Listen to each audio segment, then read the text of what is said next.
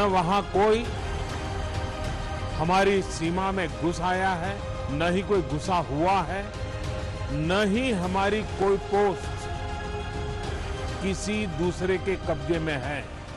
चीन के साथ लद्दाख सीमा पर तनाव ने देश की सियासत का पारा गर्म कर रखा है। चीन को लेकर सर्वदलीय बैठक में प्रधानमंत्री नरेंद्र मोदी का बयान कांग्रेस को हजम नहीं हो रहा। कांग्रेस के सवालों की बौछार के बीच बीजेपी का कांग्रेस को फंड के फंडे में घेरने का सिलसिला जारी है।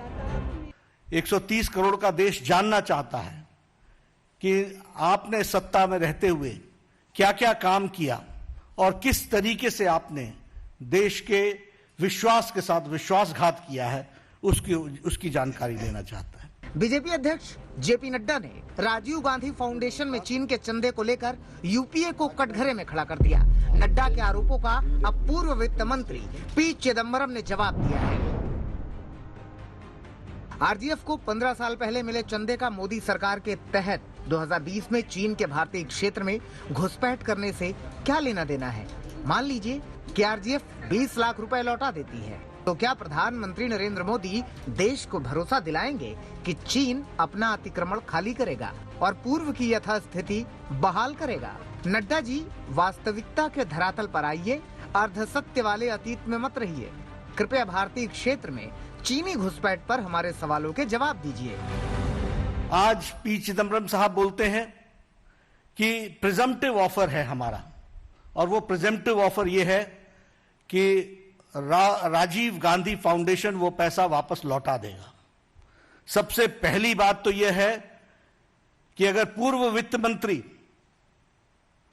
जो खुद बेल पर हो, हम समझ सकते हैं व्हाट आर द क्रेडेंशियल्स, लेकिन उसके द्वारा यह स्वीकारना होगा, इट इज एन एक्सेप्टेंस कि देश के अहित में राजीव गांधी फाउंडेशन ने फंड्स भी लिए, और इस परिवार का हम सब जानते हैं एक ही तरीका है, अथॉरिटी विदाउट रिस्पॉन्सिबिलिटी।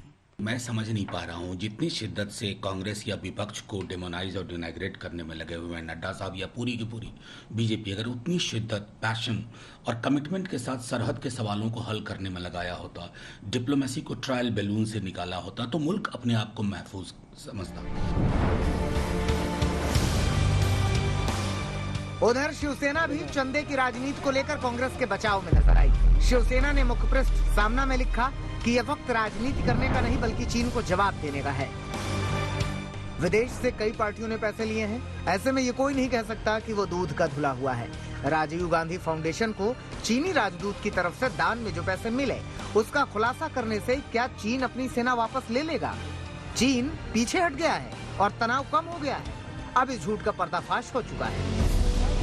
उधर कांग्रेस चीन की सीमा को लेकर सरकार पर लगातार सवालों के बम दाग रही है।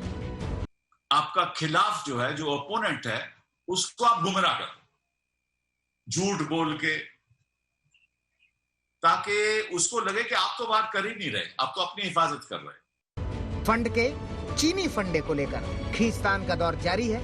कांग्रेस सरकार पर चीन सीमा के तनाव को लेकर सवाल कर रही है, तो मोदी सरकार कांग्रेस को चीन से लिए हुए फंडे को लेकर घेर रही है। आज तक ब्यूरो।